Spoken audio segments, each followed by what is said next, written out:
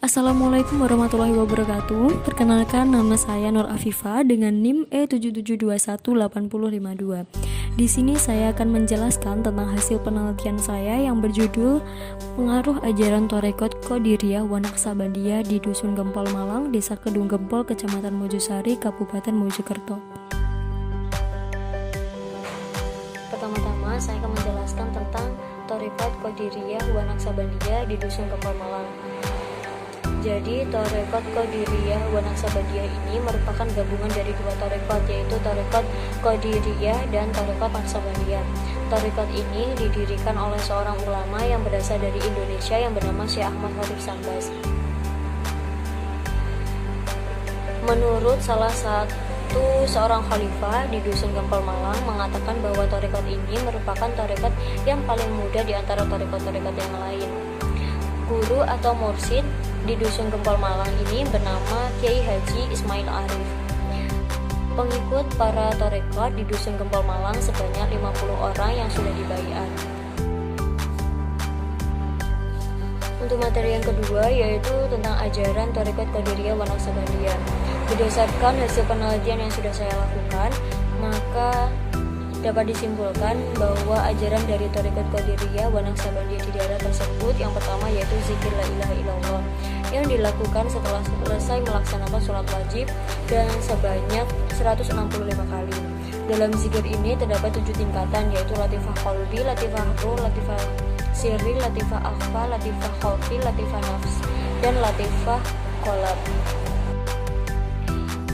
Tata cara dari ketujuh latifah tersebut yaitu dengan menundukkan kepala ke bawah atau tempat latifatu sambil memejamkan mata, lidah ditekan atau dilengketkan ke langit-langit, kemudian mengucapkan lafaz Allah Allah. Jika latifah qalbi maka diletakkan pada 2 jari di bawah dada sebelah kiri, condong ke arah lambung. Jika latifah ruh maka diletakkan di tempat latifah ruh. Jika latifah sirri terletak pada 2 jari di atas dada sebelah kiri lebih condong ke arah dada. Jika latifah akhfa tempatnya di tengah-tengah dada. Jika latifah khawfi tempatnya di 2 jari di atas dada kiri. Jika latifah nafas terletak di tengah-tengah dahi, dan yang terakhir latifah qalb yang terletak di seluruh tubuh. Setelah melakukan zikir, kemudian membaca sholawat Ibrahim sebagai penutup.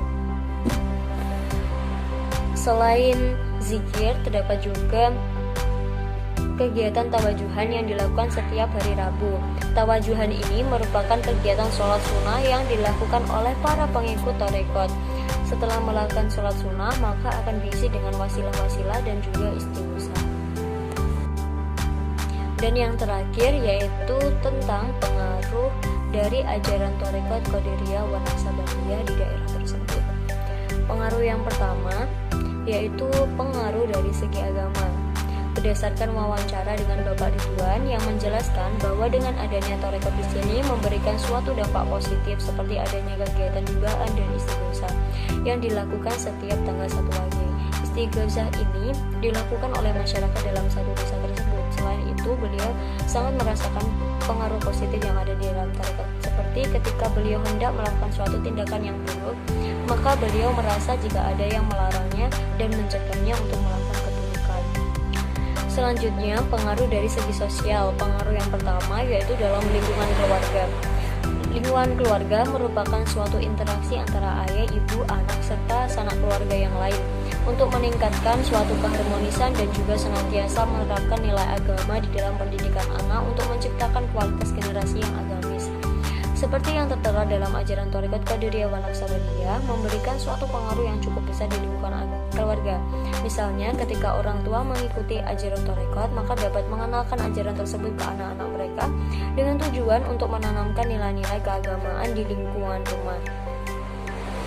Hal ini sesuai dengan yang telah dikatakan oleh Bapak Ridwan yang menceritakan bahwa pada awalnya beliau merupakan seseorang yang tidak mengikuti ajaran Torekot. Namun dikarenakan pengaruh dari saudara-saudaranya, kemudian beliau mengikuti ajaran Torekot tersebut. Setelah beliau mengikuti ajaran tersebut, kemudian beliau menanamkan nilai-nilai positif yang sudah dirasakan, dan kemudian istrinya memutuskan untuk mengikuti amalan Torekot tersebut.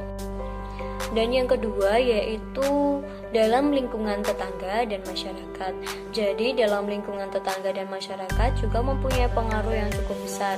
Hal ini bisa dilihat dengan adanya tarekat ini, maka dapat mempererat tali silaturahmi antara satu tetangga dengan tetangga yang lain, yang dapat dibuktikan dengan kegiatan-kegiatan yang diselenggarakan di daerah tersebut.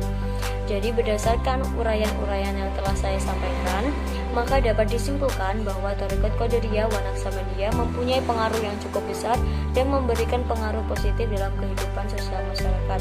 Hal ini sangat terlihat sejak awal berdirinya tarekat Qadiriyah wa Naqsabandiyah di desa tersebut. Dampak positif yang mereka rasakan tidak hanya dalam aspek keagamaan saja, namun juga dalam aspek keluarga, tetangga, dan juga lingkungan masyarakat. Berikut ini merupakan dokumentasi dengan khalifah dari tarekat Qadiriyah wa Naqsabandiyah di Dusun Gempol Malang, Desa Kedung Gempol, Kecamatan Mojosari, Kabupaten Mojokerto. Sekian penjelasan tentang hasil penelitian yang sudah saya lakukan. Apabila ada kurang lebihnya, saya mohon maaf. Wassalamualaikum warahmatullahi